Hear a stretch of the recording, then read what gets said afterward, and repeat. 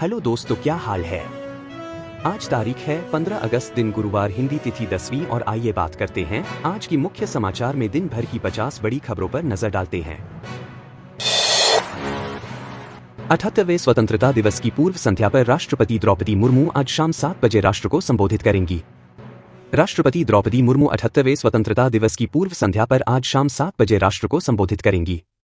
यह संबोधन आकाशवाणी के पूरे नेटवर्क पर प्रसारित किया जाएगा और दूरदर्शन के सभी चैनलों पर हिंदी और उसके बाद अंग्रेजी में इसे प्रसारित किया जाएगा। दूरदर्शन पर हिंदी और अंग्रेजी में संबोधन के प्रसारण के पश्चात क्षेत्रीय चैनलों द्वारा इसका प्रसारण किया जाएगा। आकाशवाणी अपने क्षेत्रीय नेटवर्क पर रात 9:30 पर इसका क्षेत्रीय भाषा संस्करण प्रसारित करेगा। एक महत्वपूर्ण फैसले में सर्वोच्च न्यायालय ने दिल्ली के मुख्यमंत्री अरविंद केजरीवाल को आबकारी नीति से जुड़े भ्रष्टाचार मामले में अंतरिम जमानत देने से इनकार कर दिया है।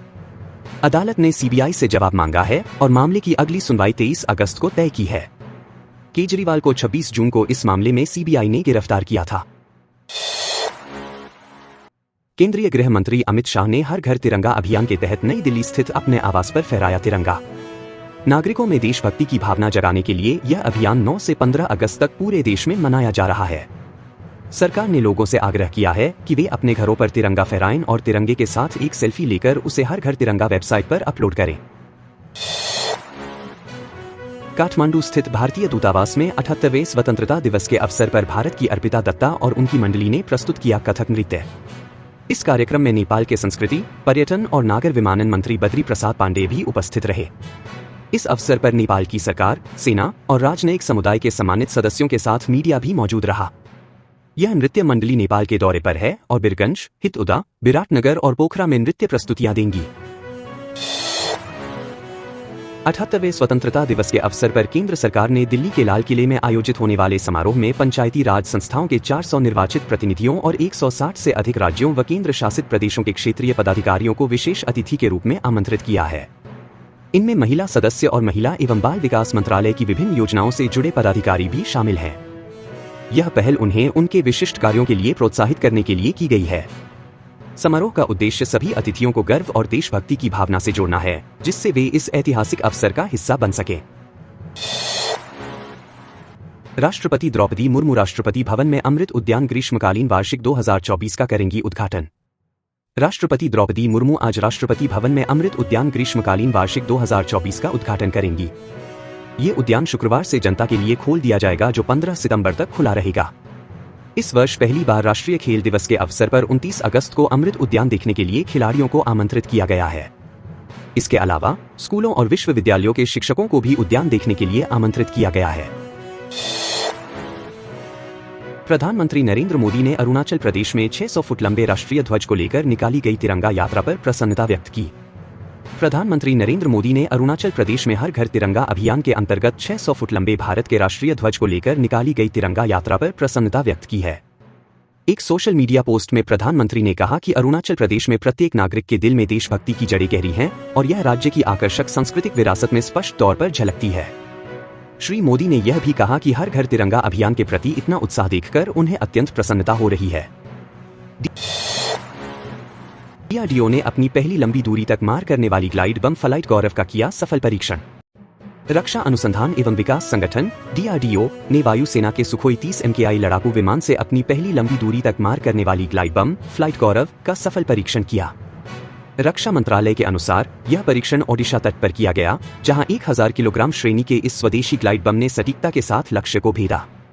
फ्लाइट गौरव को हैदराबाद के अनुसंधान केंद्र इमारत द्वारा विकसित किया गया है। रक्षा मंत्री राजनाथ सिंह ने डीआरडीओ और वायुसेना की इस उपलब्धि की सराहना करते हुए इसे रक्षा क्षेत्र में स्वदेशी तकनीक के विकास का मील का पत्थर बताया। आंध्र प्रदेश के मुख्यमंत्री एन चंद्रबाबू नायडू ने राष्ट्रीय एकता और अखंडता को बनाए रखने के महत्व पर जोर दिया है। उन्होंने नागरिकों से पूरे उत्साह के साथ हर घर तिरंगा अभियान में भाग लेने की अपील की और हर घर पर राष्ट्रीय ध्वज फहराने को महत्वपूर्ण बताया। नायडू ने गर्व व्यक्त किया कि तेलुगु स्वतंत्रता सेनानी पिंगली वेंकैया ने तिरंगे को अंतिम रूप दिया था। उन्होंने देश की एकता और अखंडता के प्रतीक के रूप में सभी से अपने घरों और कार्यालयों में तिरंगा फहराने और सोशल मीडिया पर इसे अपनी प्रोफाइल में प्रदर्शित करने का आग्रह किया। रेजिडेंट डॉक्टर एसोसिएशन फेडरेशन ने कोलकाता में महिला डॉक्टर की हत्या की घटना को लेकर अपनी हड़ताल वापस लेने का फैसला किया। Resident doctor association federation (FORDA) ने कोलकाता में एक महिला डॉक्टर की हत्या की घटना के विरोध में शुरू की गई हड़ताल को वापस लेने का फैसला किया है। यह निर्णय एसोसिएशन के एक प्रतिनिधिमंडल की नई दिल्ली में केंद्रीय स्वास्थ्य मंत्री जगत प्रकाश नड्डा के साथ हुई बैठक के बाद लिया गया। देश भर में डॉक्टर सोमवार से इस घटना के विरोध में प्रदर्शन कर रहे थे। एसोसिएशन के अध्यक्ष अविरल माथुर ने बताया कि स्वास्थ्य मंत्री ने उनकी मांगों को समयबद्ध तरीके से निपटाने का आश्वासन दिया है, जिसके बाद हड़ताल वापस ली गई। श्री नड्डा ने इस फैसले का स्वागत करते हुए डॉक्टरों को सुरक्षित और बेहतर कार्य वातावरण का भरोसा दिलाया। माफिया अतीक के बेटे असद का एनकाउंटर करने वाली STF टीम को मिलेगा राष्ट्रपति वीरता पदक। 17 सदस्य हैं शामिल। 13 अप्रैल को झांसी के बड़ा गांव थाना क्षेत्र स्थित पारिछा बांध के पास STF ने असद और गुलाम को मुठभेड़ में ढेर कर दिया था। दोनाय के पास से अत्याधुनिक ब्रिटिश बुलडॉग रिवाल्वर और P88 वॉल्थर पिस्टल भी बरामद की गई थी। एनकाउंटर करने वाली STF की टीम को राष्ट्रपति वीरता पुरस्कार से नवाजा जाएगा। 10 वर्षों की खोज पूरी हुई, घर लौटे अमित बॉर्डर पर गणितीय उलझने कर रहे थे हल, जाने पूरी कहानी। बांग्लादेश के पश्चिम बंगाम सीमा के पेट्रापोल इलाके से अमित मिले। मीडिया रिपोर्ट की माने तो वहां एक पेड़ के नीचे फटे पुराने कपड़ों में बारिश से गीली हुई मिट्टी में कुछ गणितीय समस्याओं को सुलझा रहे थे। आसपास के लोगों ने संदिग्ध समझते हुए पुलिस को सूचना दी। सूचना और पुलिस की पूछताछ में पता चला कि अमित उत्तर प्रदेश के गोरखपुर जिले के रहने वाले हैं। फिर फोटो और सूचनाएं प्रसारित करवाई गई। सैर से लौट रहे कपड़ा व्यापारी पर अंधाधुंध फायरिंग, दौड़ते वक्त नीचे गिरने से जान बची। पुलिस को दिए बयान में सतीश कुमार लुम्बा निवासी श्री हरगोबिंदपुर ने बताया कि वह सुबह सैर के लिए गया था। करीब 7:30 बजे जब वह घर को आ रहा था तो रास्ते में 2 नकाबपोश युवक बाइक पर आए और उस पर जान से मार देने की नीयत से फायरिंग शुरू कर दी। वह तुरंत जान बचाने के लिए भागा। नशे के ओवरडोज से युवक की मौत, बेसुध होने पर 2 दोस्तों ने पत्थर पर पटका सिर, आरोपी फरार। दीपक अपने दोस्तों के साथ न्यू बाजवा नगर में खाली प्लाट में पहुंचा। उसके दोस्तों ने पहले से ही नशा किया हुआ था। दोस्तों ने दीपक को नशे का इंजेक्शन लगाया तो वह बेसुध हो गया। दोस्तों को समझ नहीं आया कि क्या करें। इसके बाद उन्होंने दीपक का सिर पत्थर के साथ पटका। मुजफ्फरपुर में जब्त 30 लाख की कीमत का परचून लदा ट्रक थाने से गायब, पुलिस विभाग में मचा हड़कंप। फकुली थानेदार ने बताया कि मामला गंभीर है। गायब हुए ट्रक और ट्रक चालक की तलाश की जा रही है। इसके साथ ही ट्रक के मालिक का ब्यौरा परिवहन विभाग के कार्यालय से लिया गया है। उसके और चालक के घर पर छापामारी की जाएगी। मूसलाधार बारिश के कारण टूटा गांवों से संपर्क, सड़क कटने से गर्भवती महिला घर में फंसी। क्षेत्र में हुई मूसलाधार बारिश के चलते कई गांवों का संपर्क टूट गया है। सड़क कटने के कारण डीग जिले के गांव नगला जनोथर में एक गर्भवती महिला को डिलीवरी के लिए सामुदायिक स्वास्थ्य केंद्र तक ले जाने में दिक्कत हो रही है। फिलहाल जिला कलेक्टर ने एक मेडिकल टीम को गर्भवती की देखभाल के लिए भेजा है। आज 15 अगस्त 2024 को उत्तर और पूर्वी भारत में मानसून ने जोरदार वापसी की है, जिससे कई क्षेत्रों में भारी बारिश हो रही है। दिल्ली, उत्तर प्रदेश, हरियाणा, पंजाब और उत्तराखंड में लगातार बारिश से मौसम सुहावना हो गया है, लेकिन कुछ इलाकों में जलभराव और बाढ़ जैसी स्थिति उत्पन्न हो गई है। दिल्ली और आसपास के क्षेत्रों का हाल।